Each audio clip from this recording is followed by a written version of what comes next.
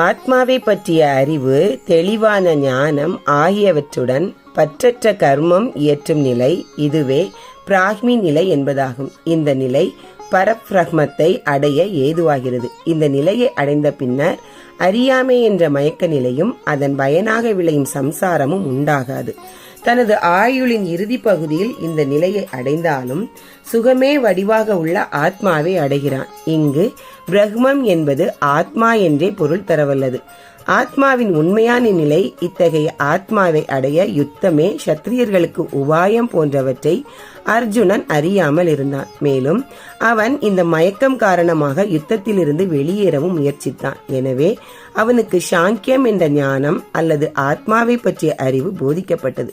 மேலும் யோகம் அல்லது பலனில் விருப்பம் இல்லாது கர்மம் இயற்றும் மார்க்கமும் விளக்கப்பட்டது. இவை இரண்டும் அசைக்க இயலாத ஞானம், சிதப்பிரஞ்ச நிலை உண்டாகிறது. இதனையே ஆளவந்தா தனது கீதார்த்த சங்கிரகத்தில் கீழே உள்ள வரிகள் மூலம் கூறினார்.